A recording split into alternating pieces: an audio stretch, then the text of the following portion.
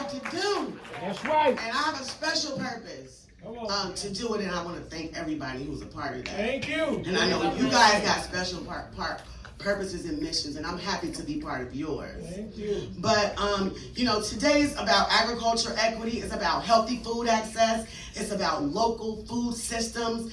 It's about making sure socially disadvantaged farmers are no longer left waiting at the back of the line for opportunity, investment, and support. Now, we center Black farmers because the disparities are undeniable and deeply rooted in history.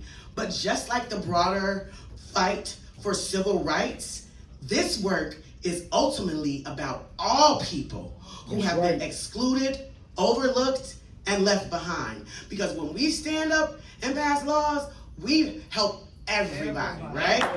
Everybody. Lots of people have been able to come and enjoy citizenship in the United States because of the work that we did and the way our ancestors died for those rights. So let that never be forgotten. Never. But because when communities lack healthy food access, and when small farmers disappear, and when local food systems collapse, everyone suffers. So today, we're here to stand together in solidarity with socially disadvantaged farmers across Illinois and across this country.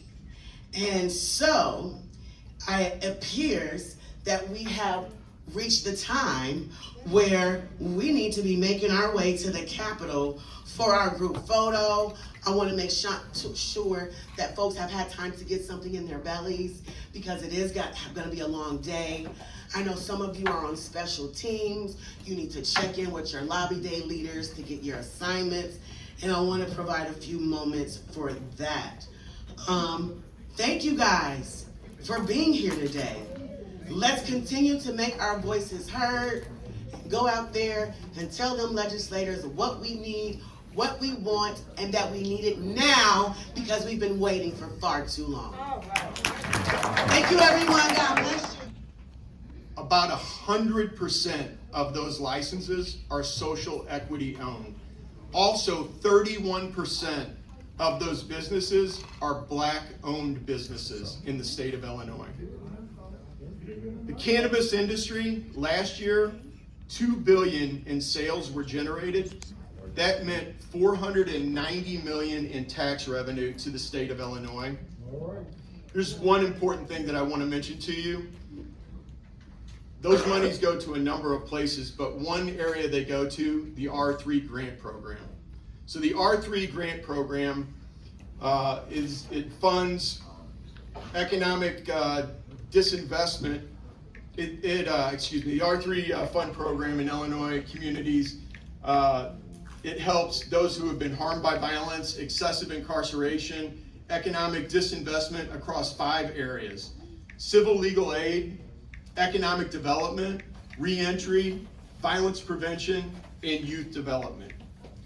And IDOA just last week, and was talking to a group about this earlier, just last week, we had a finalization of the largest cannabis rules update since 2019 to cut red tape and reduce fees. Yes. Some of those fees will now be zero for cannabis licensees.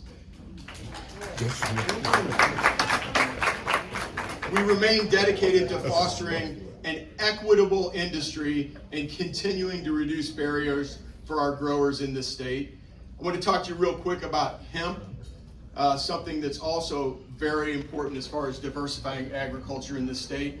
Our hemp farmers, they face a lot of challenges that other farmers face, but right now they're facing additional hurdles. And most of those hurdles are coming from changes from our federal government and regulatory uncertainty.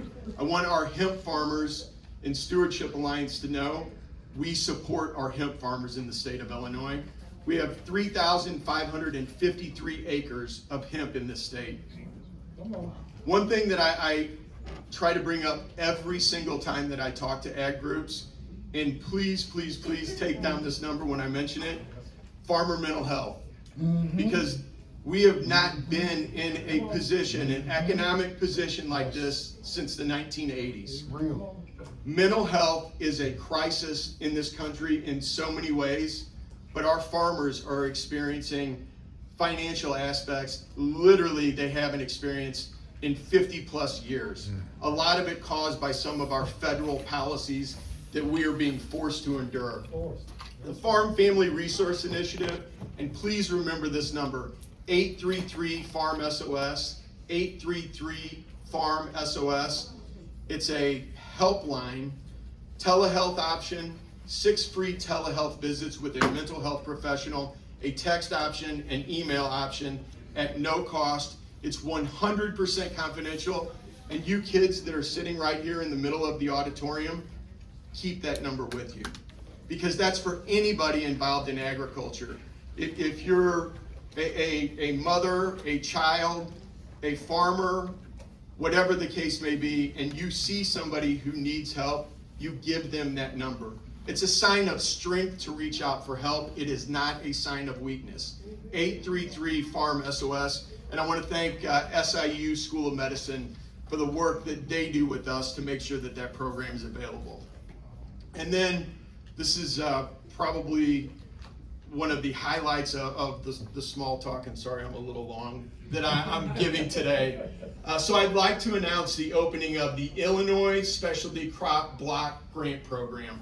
All right. We will be distributing $796,000 over the next 3 years to fresh, locally grown produce to boost competitiveness in our specialty crop industry. So those applications will be taken starting later this week. Go to the IDOA website. Eligible applicants will be nonprofits, local government entities, trade and commodity associations. But I can tell you this, we will continue to prioritize projects that benefit beginning and first-time farmers and specialty crop growers. So thank you so much for having me here.